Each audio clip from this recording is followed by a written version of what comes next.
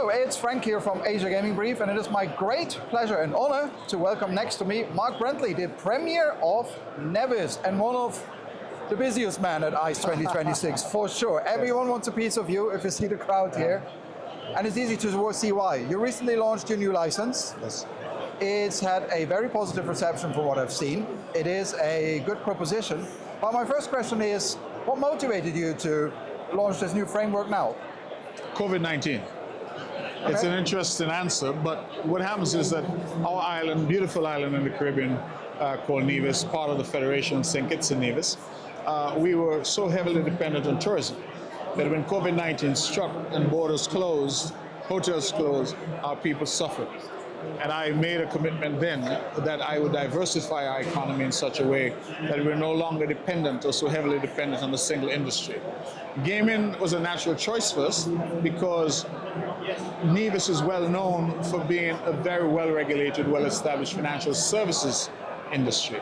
And so we have had a financial services industry for the past 43 years and continually assessed by the FATF and others. We are largely compliant with their requirements.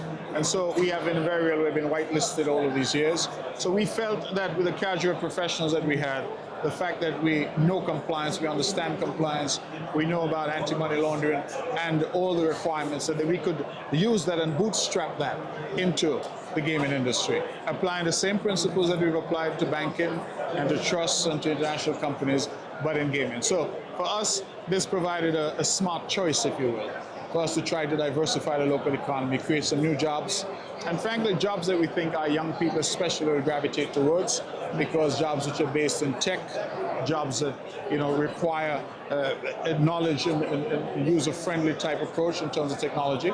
And so for us, we felt that this was a win-win situation. And so my answer is a bit convoluted, but it really started with COVID. That's where the thinking started. Wow, okay. And in terms of the whole framework around it, is there a wider strategy? For example, in some other jurisdictions, we see that, yes, they have a license, but what they really want is what they call bums on seats. They want people to move there. Is there a wider economic and digital strategy of how this will benefit rather than just license payments? So we actually want more than license payments. You want people to move there? Can I move there? Actually, you can move there tomorrow. It's a beautiful place to live and to work. So it's very important to us that we encourage people to move, we encourage people to do business there. And what we hope that we can do is, as you say, not just license businesses, but build out the ecosystem. So we want people to come with payments platforms, AI platforms, the technology that of course lies behind a lot of the gaming. And we're saying, for digital nomads, for individuals who want one of the most beautiful places in the world to live and work.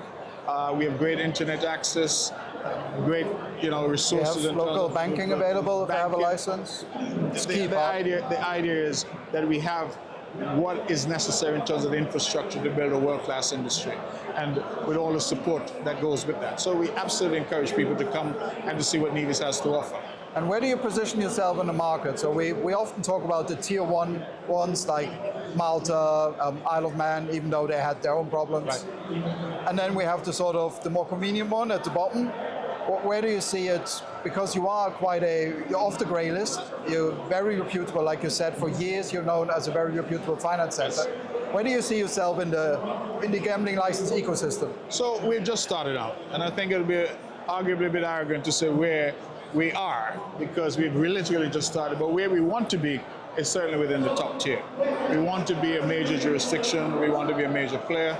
We think that we have the necessary credentials to be that, and once we can attract the right people, we think we can build out the infrastructure in a way that Nevis really becomes a top tier jurisdiction. So is there a need for certain companies to move there to support you in this? Is this part of, when you say you want to attract payment companies or tech companies, I mean actually relocate there and help you build up the ecosystem? Relocate there, open offices there, or do their incorporations there, do their back office operations there. As I said, because we have 4 decades in financial services, we can offer a plethora of services to these various agencies and entities and companies. I've spoken to so many of them today who have offices all around the world. Yeah. Why not have an office in the Caribbean as well? I'm sure that's a very easy sell to them. Absolutely. Is there any particular type of operator you're trying to attract? Is it more like a startup, or is it more, some jurisdictions are very costly, so they only work for the big guys? We I think, are very competitive in terms of cost and value for money. So at this stage, we're trying to attract who we can. My calling card, my benchmark is that you're reputable. Okay. That really is my requirement, that only reputable entities need apply, because only reputable entities we want. We want to build out this gaming industry with the right partners and move forward in a sensible and sustainable way. The Nevis Gaming Online Authority, and you can go online and check them out. They're the portal that we're using for this industry. And so people who are interested, who want greater details, who want to drill down a bit, we ask them to go there. My job here at ICE in Barcelona is to say to you and say to the world, Nevis is here and we're open for business. And my last question, because I know you must be tired, so I'm not going to hold you much longer, but my last question is, it ties into what you just said. How are you going to make sure that the companies that come there are reputable, are okay? We've seen it I'm based in the Isle of Man half the year, I'm close to them. I've seen what happened there, a tier 1 jurisdiction, so to say, that got caught out by, something slipping through the net. Do you have tighter controls in place? Is there ongoing monitoring? How do you make sure the bad guys can't come there and take advantage of you? So one of the things that we do is we set the bar very high coming in. So there's a high degree of due diligence that is done coming in. So we want to source of funds, filter source of wealth, right, everything.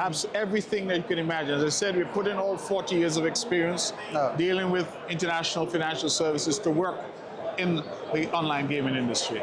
So the bar is very high to get in. Then the way we've structured it is that everything comes to the Nevis Online Gaming Authority. From there it goes to the regulator. So second pair of eyes is put on that documentation, and then it comes to the Minister of Finance for signature. So we have a layered approach to this in terms of our due diligence. But in addition to that, our licensing is annual. And so you're subject to continuous monitoring throughout the year.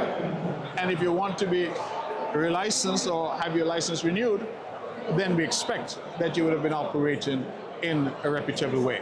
So we have, I think, along the way, from getting in to being monitored throughout the year to being relicensed, quite a few checks and balances in place to ensure that we're dealing with reputable companies. When we meet in Nevis next year, so when I'm visiting, how many licenses do you think you're going to be able to tell me you have this time next year, next ICE? That's a tough question, but how many would you like to have? Is there a goal, or is it just come to us? Our goal is really to do as much business as we can in a sustainable way, in a reputable way. I keep coming back to that word because that's important for us.